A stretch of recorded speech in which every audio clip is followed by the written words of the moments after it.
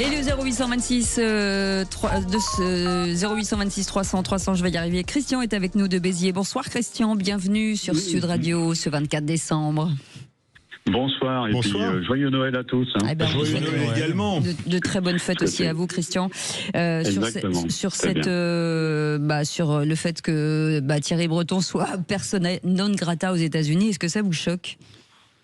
Alors, il y a déjà une remarque, c'est qu'en fait, si vous voulez, on peut pas critiquer le choix et la position de Trump. Je pense qu'il a une analyse qui est assez claire et qui est assez structurée dans sa tête, en regard aussi de ce qui se passe au niveau international, y compris avec la Russie et son petit chemin qu'elle veut faire avec ses pétroliers. Donc, je crois que quand on fait une analyse, il faut la faire de façon complète. En ce qui concerne M. Breton, je pense qu'il devrait déjà réfléchir un tout petit peu avant d'attaquer les gens. Et s'il attaque effectivement les États-Unis, je comprends très bien que les États-Unis lui disent écoutez, vous nous attaquez, c'est très bien, restez chez vous. Donc si vous voulez, il y a une logique à avoir et une tenue à avoir par rapport aux gens. Et nous, on ferait bien de prendre exemple là-dessus et aussi de traiter les affaires de l'Algérie de la même manière. Ça veut dire qu'on ne peut plus critiquer, c'est ça que vous dites ? Ça veut dire que quand vous critiquez... C'est pas ça du tout. Non, absolument pas. J'ai pas dit ça. Vous pouvez très bien être critique, mais critique constructive. D'accord. Aujourd'hui, ce n'est pas le cas de figure. Aujourd'hui, on est en train d'essayer de détruire les gens qui cherchent à nous aider, qui nous font une analyse très claire sur une situation qui est catastrophique en France, avec en plus une ingérence immense d'un État qui est du Sud, qui est l'Algérie. Vous avez vu ce qu'ils nous demandent là. Maintenant, ils sont en train de créer des lois en nous disant qu'on est vraiment les mauvais, les méchants. Soyons un petit peu logiques. Ces gens-là, ils sont pas contents qu'ils restent chez eux, d'accord ? Et c'est ce que vous dit Trump. Trump qui vous dit, vous êtes en train de vous écrouler. Et on peut pas critiquer quelqu'un qui fait une analyse claire. Et c'est ce qui est important. Maintenant, son histoire avec le Groenland, c'est un autre débat. C'est un débat qu'il doit avoir avec Poutine. C'est pas avec nous qu'il doit l'avoir. Ah non, pour moi, c'est avec le Danemark qu'il doit l'avoir. C'est pas avec Poutine. Hein. C'est un territoire danois, c'est pas un territoire russe. Avec le Danemark. Non, mais attendez, je veux bien avec le Danemark, ça y a pas de souci. Mais à ce moment-là, demandez aussi à Poutine qu'il ait la même discussion avec le Danemark, la Suède et la Norvège. Et pourquoi ? Pourquoi, à votre avis ? Il n'y a pas d'ingérence. Non, mais un petit peu. Quand on veut créer un canal qui va permettre de créer une nouvelle voie pour les pétroliers sans demander l'avis aux pays qui sont adjacents, c'est quelque chose qu'on appelle une ingérence, non ? Si c'est dans vos eaux territoriales en grande majorité, je vois pas tellement où est le problème. Hein. C'est quel canal dont vous parlez ? Dans vos eaux territoriales, vous voyez pas où est le problème ? Non, pas fondamentalement, je sais pas. Dans vos eaux territoriales, vous ne voyez pas où est le problème. Ah, si ce sont nos eaux territoriales, oui, bien sûr. Mais vous parlez de quel canal ? Poser la vraie question. Vous parlez de quel canal ? Je ne parle pas d'un canal, je parle d'un cheminement qui est actuellement en train de se préparer entre la Russie et la partie océan Atlantique par le nord. Oui. Généralement, les bateaux russes, ils partent par la zone qui est pas gelée, qui est vers Mourmansk, Saviromorsk, qui passe au-dessus de la Suède et de la Finlande, ou de la Norvège, pardon, et de la Finlande, et ils descendent le long de la Scandinavie. En général, pour accéder à l'Atlantique, ils n'ont pas trop de difficultés. Hein. Non, ils n'ont pas trop de difficultés, mais avec ce qu'ils sont en train de prévoir et en train de construire, je pense qu'ils auraient au minimum pu demander effectivement l'avis à tous ces pays qui sont des pays voisins. Oui, donc au lieu de systématiquement, si vous voulez, essayer d'attaquer les États-Unis et Trump, il faut se poser d'autres questions qui sont un peu plus sérieuses et qui sont des questions internes. C'est-à-dire, est-ce que réellement, nous, notre président, il a l'étoffe, il a l'aura, il a la capacité, il a l'écoute actuellement qui est nécessaire pour vivre dans ce monde où on sait qu'on a 3 entités internationales qui, elles, sont en train de dominer le monde. Est-ce que nous, avons encore une place ? Ça, c'est la grande question. Ça, c'est la grande question. Allez, Christian, vous restez avec nous. On va répondre dans quelques instants. Et si, comme Christian, vous voulez donner votre avis, vous êtes les bienvenus. 0826 300 300, pardon. Cette émission est faite pour vous. Il y a marqué... qu'est-ce qu'il y a marqué ? Open bar. Non, il n'y a pas marqué open bar. Il y a marqué parlons vrai. Absolument. Et voilà, c'est bien. Parce que j'ai open bar, soif. c'est après. À tout de suite. Sud Radio. Sud Radio. Parlons vrai. Parlons vrai. Sud Radio. Parlons vrai. Les vraies voix Sud Radio. 18h-20h, Cécile Doménibus, Philippe David. Avec autour de cette table joyeuse, Pascal Gérald, chef d'entreprise et ancien commerçant. Ça va, Pascal? Oui, très bien, merci. Bon, bah, tant mieux. Samuel Botton, communicant chez Step Conseil, ça va? Circonspect suite à la dernière intervention. Eh ben, on va répondre à Christian qui était avec nous de Béziers au 0826 300 300. Nous étions sur Thierry Breton, interdit de séjour aux États-Unis, de l'intimidation comme l'a dénoncé Emmanuel Macron, et puis sur le fait qu'il continue de convoiter ouvertement le Groenland. Donc forcément, ça crée des dissensions un petit peu partout, et on a l'impression que Donald Trump finalement veut être un petit peu le maître du monde. Philippe David.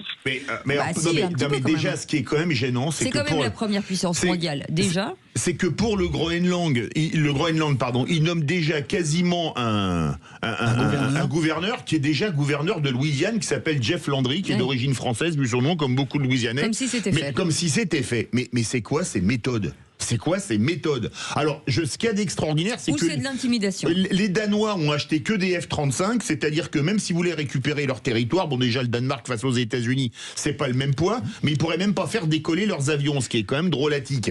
Et ça prouve quand même à quel point les Européens, qui sont tous à la remorque des USA, puisque à l'exception des Grecs, des Serbes, enfin la Serbie est pas dans l'UE, et des Croates, ils ont tous acheté des F-35 et ils voulaient surtout pas de Rafale. Et si maintenant ils ont un problème avec les Américains, ils appuient sur un bouton et leurs avions peuvent pas décoller. Royal. Ah bah oui. Moi, je vais tenter de remettre un peu le clocher au milieu du village. Oui, si vous voulez, mais je voulais pas vous la Il y a déjà quelqu'un qui s'en occupe. Non, un peu de grille d'analyse, c'est-à-dire déjà la sortie d'Emmanuel Macron, je trouve que c'est la seule qui puisse être faite et il a très bien fait. Thierry Breton, effectivement, ça reste anecdotique, et après se pose la question de Donald Trump. Alors Donald Trump, et non quand même. c'est une décision d'État. Je ne suis pas là pour la commenter plus que ça. Et honnêtement, je pense qu'il y a des enjeux qui sont un peu plus considérables à juste titre. Et alors donc du coup, pour revenir sur tout ça, ironiquement, Donald Trump est le leader du monde libre. Dans les faits, vous êtes président des États-Unis, vous êtes leader du monde libre. Sauf que Donald Trump, c'est peut-être le pire joueur de poker que j'ai vu de ma vie. Et en étant le pire joueur de poker que j'ai vu de ma vie, il a réussi à mettre, à chaque fois qu'il les a eu à sa table à genoux, l'Union européenne. Donc je pense aux dernières négociations de taxes que nous avons eues, qui sont pour moi un scandale absolu et coup de pression répété quand il nous dit on va les mettre à 200% de TVA. Et pourquoi pas 1000 de taxes, pardon. Ouais. Et pourquoi pas 1000, monsieur Trump? Il faut jouer à l'absurde face à quelqu'un d'absurde. Donc il y a de ça. Ensuite, on peut parler d'ingérence, et l'ingérence, on la vit chez nous en Europe, avec Vladimir Poutine et la question de l'Ukraine. Mais pas que, il y a aussi l'Algérie qui fait de l'ingérence en France, le Qatar, il y a plein de gens. Je parle du moins de ce qui se passe et les États-Unis aussi d'ailleurs.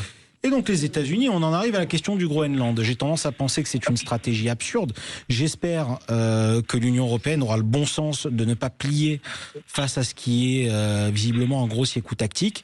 Et puis pour le reste, j'entends le fait qu'il faut qu'il y ait de la critique constructive entre les États et quand elle se manifeste, sauf que j'ai pas souvenir d'avoir entendu Trump être très souvent constructif, et j'ai pas le sentiment qu'il veuille aider la France plus que ça. Christian, on est habitué avec Trump qu'il aille très très loin et puis que tout. À moins que. Je pense aussi que dans la question Trump. Qui ressemble de plus en plus à M. Poutine dans sa manière de fonctionner. Il y a un problème de délai. Il n'a pas le temps, Trump. Dans 2 ans, il va falloir que les États-Unis changent de président. C'est pas le cas de la Russie qui est engagée avec lui, on ne sait jamais quand ça va s'arrêter. Jusqu'en 2000, je ne sais plus combien. 2036, je crois. Il est sûr de rester. Il faut que M. Trump boucle ses idées et boucle ses affaires avant 2028. Je pense pas vraiment que même s'il y avait des velléités d'annexer le Groenland, tout ça se fera avant 2028. Alors oui, il peut peut-être se représenter en 28 parce que c'est théoriquement 2 mandats consécutifs que peut faire un président des États-Unis. Donc alors là, il y a un trou dans la Constitution, je crois. Est-ce qu'il pourrait se représenter ou pas, sachant qu'il a déjà fait un mandat de 2016 à 2020. Comme je ne suis pas membre de la Cour suprême américaine, je ne me prononcerai pas. Oui. Et moi j'ai envie de vous poser la question. Allez-y, mais j'allais vous poser une question. Oui. Allez-y, Christian, je vous écoute. Votre analyse, elle est très bien, mais réfléchissez à une chose. C'est que si les personnes deviennent fortes, c'est parce qu'en face, il y a des personnes faibles. Ça, c'est vrai. Donc, ça, c'est tout à fait vrai. Vous avez raison. Mais oui, mais avant de critiquer, de critiquer Trump, de critiquer Poutine, posons-nous une bonne question. Est-ce que nous, on fait partie des gens qui sont réellement crédibles vis-à-vis d'eux? Aujourd'hui, non. On n'est pas assez ordonné, structuré. On n'a pas, si vous voulez, une qualité de discours et surtout une crédibilité qui leur permettrait de réfléchir avant de dire effectivement un certain nombre de bêtises. Donc, à partir du moment où vous avez quelqu'un qui est incompétent en face de vous, bah, vous pouvez avoir le diktat qui vous convient. Donc, au départ, commençons d'abord à essayer de nous restructurer nous-mêmes, commençons à devenir forts et crédibles. Hein, c'est pas en inventant un deuxième porte-avions qu'on va y arriver, ça c'est clair, surtout qu'il va être là dans 10 ans, et dans 10 ans, je sais pas où on sera. Bon, okay. Donc, il nous faut un fou furieux à la tête de l'État, alors. Oui, mais la première question à se poser, c'est celle-ci. Oui, mais la première question à se poser, c'est celle-ci. Si vous voulez effectivement que monsieur Bertrand puisse aller aux États-Unis, eh ben qu'on ait déjà quelque chose à proposer. C'est pas Bertrand, c'est Breton. C'est Breton. C'est Breton. C'est pas Xavier Bertrand. Qu'est-ce qu'on va faire Xavier Bertrand à Burger King qui vous a mis en erreur. Certaine crédibilité.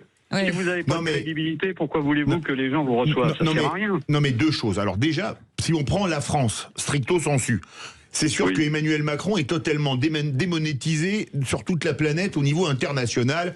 On s'est fait virer de notre précaré qui était l'Afrique, etc. Le problème, c'est que l'Europe, comme disait Henry Kissinger il y a plus de 50 ans, l'Europe, quel numéro de téléphone? Parce que tout à l'heure, c'est Samuel Botton qui parlait des droits de douane. Mais quand Trump a dit Europe, 15% sur tous les produits sans discrimination, ce qui parfois est tirer une balle dans le pied de sa propre économie, l'Allemagne a dit, par le biais de Madame von der Leyen, qui défend, je le répète, les intérêts allemands, mais pas les intérêts européens. Non, c'est mauvais pour l'Allemagne qui vend beaucoup de berlines aux États-Unis et de machines-outils, donc on met 0 droit de douane.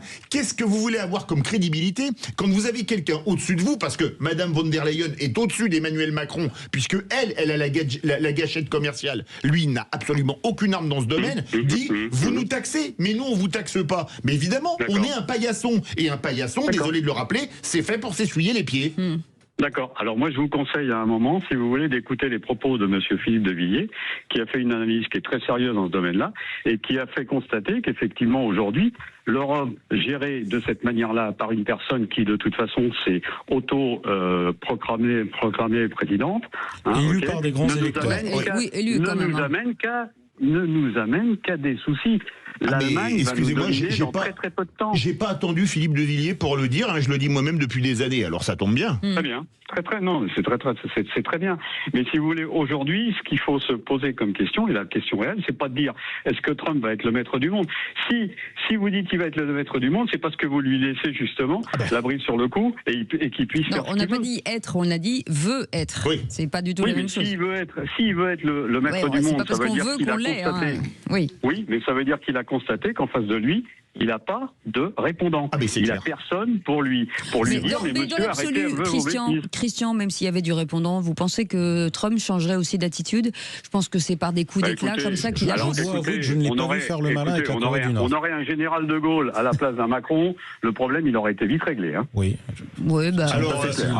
Alors, avec un petit distinguo, c'est que la France était beaucoup plus puissante il y a 60 ans dans le monde qu'elle ne l'est aujourd'hui aussi. Mais c'est une réalité. Et elle n'était pas dans l'Europe. Ah si, elle y était depuis 57. À peine, enfin pas dans cette Europe que nous connaissons. C'est pas la même Europe, on est bien d'accord. Si vous mettez à la tête d'un État des gens qui créditent l'État, qui le font sombrer, parce qu'il n'y a pas d'autre terme aujourd'hui, et il est évident que ceux qui sont à côté de lui vont en profiter. C'est clair. C'est certain. C'est clair. Merci en tout cas, Christian, de ce débat avec vous. Plaisir. Vous faites quoi ce soir, Christian? Je prépare mes vols de demain. Vols de demain? Ah, vous êtes pilote? Eh oui. Faites-nous rêver, vous allez où, Christian? Vous nous emmenez où demain, Christian? Joker.